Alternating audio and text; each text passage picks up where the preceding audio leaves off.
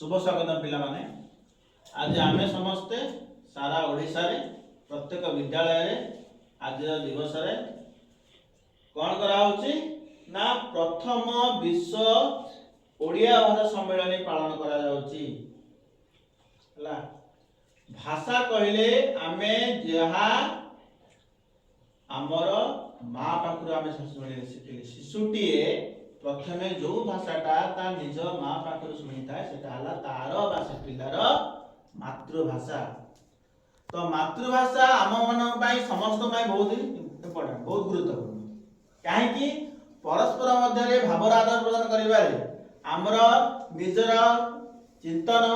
निजर भाव को अन्य आगे परिप्रकाश करिया पई हेले आमे गोटे कोन करि थाउ भाषार माध्यम नै थाउ। सेति पई हमर मातृभाषा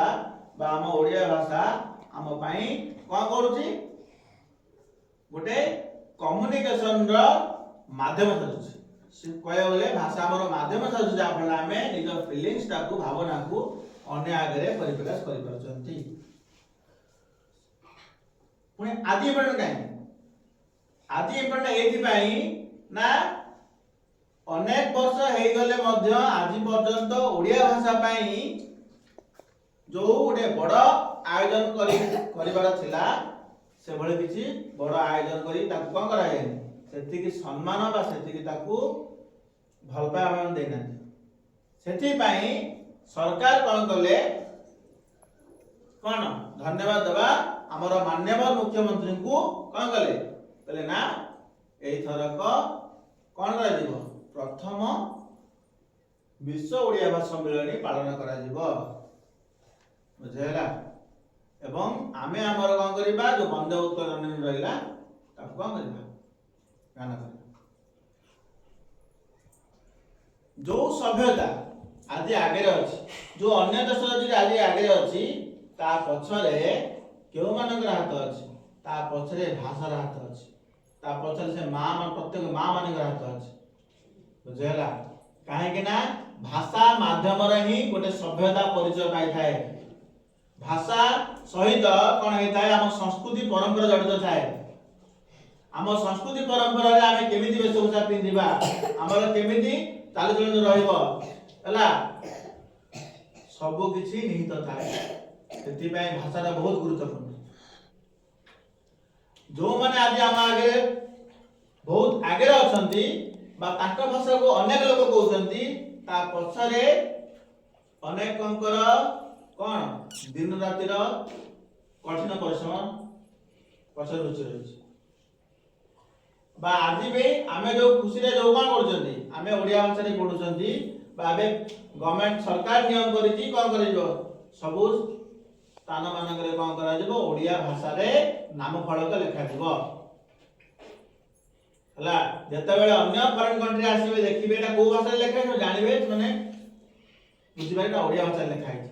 आमे सना लिखि तो से माने देखि हम पचारिबे न लिखि देले से कहि तेलुगु लेखा है इंग्लिश लेखा है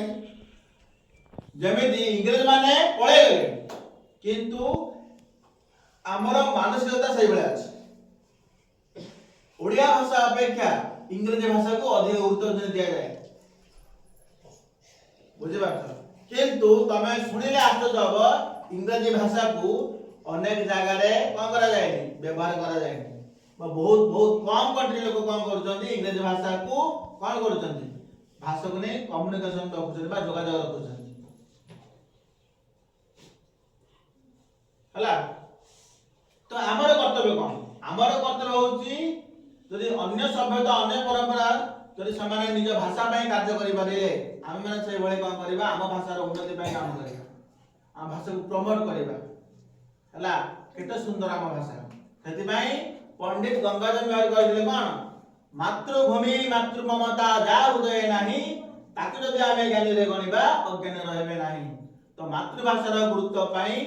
गुरुत्व को बुझी कि कोन करते से महान कवि जनक ए कथा ध्यान देले